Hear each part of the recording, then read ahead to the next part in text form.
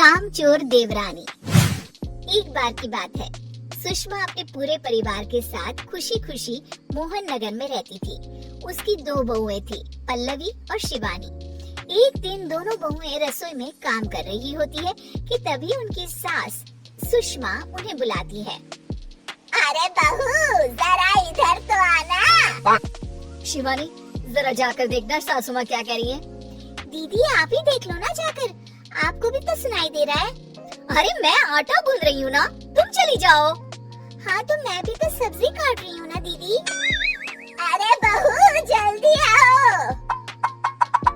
ओह, ये तो जाएगी नहीं, मैं ही जाकर देखती हूँ कि क्या करना है। पल्लवी सुषमा के कमरे में जाती है। जी मम्मी जी, क्या हुआ? शाम को घर पर कुछ मेहमान आने वाले हैं, तो तुम अच्छा सा खाना बना लेना बहू। ठीक है मम्मी जी, आप बता दीजिए क्या क्या बनाना है और कितने लोग आ रहे हैं। सुनील की मौसी जी और उनका पूरा परिवार आ रहा है। कुल मिलाकर 3 लोग और हमें मिलाकर हुए 9 लोग।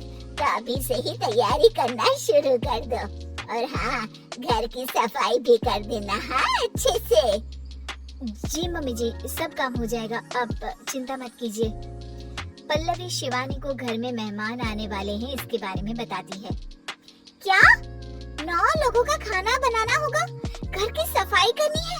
बाप रे, सासू माँ ने तो हमें घर की नौकरानी ही समझ कर रखा है। ऐसा नहीं बोलते शिवानी, हम इस घर की बहू हैं और घर के काम करना हमारा फर्ज है।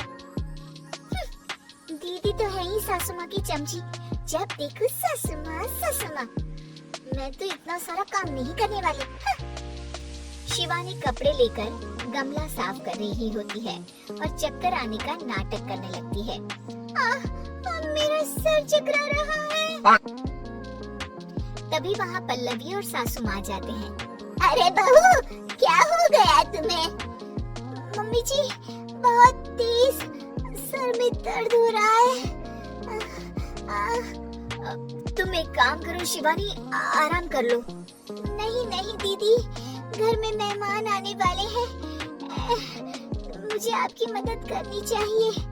अरे कोई बात नहीं शिवानी, तुम आराम कर लो, मैं सब काम कर लूंगी। ठीक है दीदी, अगर आप इतना कह रही हैं तो आराम कर लेती हूँ। शिवानी आराम से अपने कमरे में मैगजीन पढ़ रही होती है। इसे कहते हैं आराम की जिंदगी। इतना सारा काम। चलो सारा काम खत्म हो गया, शिवानी को देख आती हूँ।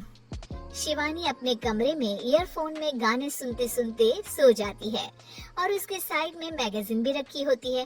पल्लवी वहाँ आ जाती है और वो सब देखती है। ओहो, तो मतलब सब काम चोरी का बहाना था। अभी बताती हूँ इसको। घर का सारा काम मुझे करना पड़ा और ये महारानी यहाँ मैगजीन पढ़ रही है, गाने सुन रही है। पल्लवी रसोई से एक प्लेट और चम्मच लेकर आती है और शिवानी को थाली बजाकर उठाने लगती है। शिवानी अचानक से उठती है। उठ गई महारानी, गाने भी सुन लिए, मैगजीन भी पढ़ ली। तुम तो बहुत बड़ी झूठी निकली शिवानी। तुमने सर दर्द का बहाना बनाया ताकि काम करने से बच सको। हाँ बनाया बहाना, तो क्या करती, इतने सारे काम करती। मुझे कोई शौक नहीं है चापलूसी का। क्या चापलूसी? तुम्हें लगता है कि मैं सारे काम चापलूसी के लिए कर रही हूँ? और नहीं तो क्या। तभी वहाँ सासू माँ आ जाती हैं। अरे बहू, वो लोग बस आने ही वाले हैं, तुम तैयारियां कर लो। जी सासू माँ, तुझे तो मैं बाद में देखती हूँ। सब खाना खाने बैठते हैं और खाना शुरू करते हैं। तभी सुनील की मौसी बोलती है। वाह भाई वाह, खाना तो बहुत ही अच्छा बना है सुषमा जी, एक एक चीज में क्या स्वाद है। ये सुनकर शिवानी मुंह बना लेती है। उसे अपनी जेठानी की इतनी तारीफ रास नहीं आती।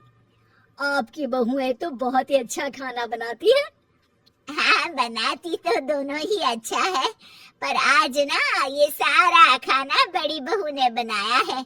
छोटी बहू की तबीयत ठीक नहीं थी, सो इसलिए। मानना पड़ेगा सुषमा जी, आपकी बड़ी बहू तो बहुत ही गुणवान है। पल्लवी की तारीफ सुनकर शिवानी को जलन होती है। पल्लवी ये सुनकर खुश हो जाती है और शिवानी की तरफ देखकर उसे चिढ़ाती है। कुछ देर बाद मेहमानों के जाने का वक्त हो जाता है। मौसी जी सबके लिए उपहार लाई होती है। वो सबको शगुन के पैसे देती है और अंत में पल्लवी के पास आती है। तुम्हारे लिए शगुन का लिफाफा तो है ही, पर बहू तुम्हें एक और उपहार भी मिलेगा इतना अच्छा खाना बनाने के लिए। मौसी अपने सोने की कंगन निकालकर पल्लवी को पहना देती है। ये लो, ये मेरे मनपसंद कंगन है, अब से ये तुम्हारे हुए। धन्यवाद मौसी जी। ये देखकर शिवानी तो पूरी तरह से जल जाती है और गुस्से से रसोई में चली जाती है। तभी वहाँ पल्लवी आ जाती है और उसे अपने कंगन दिखाने लगती है। देवरानी जी, अब आपका सर दर्द ठीक तो है ना? मुझे लगता है कि अब सर दर्द शुरू हो गया होगा आपका।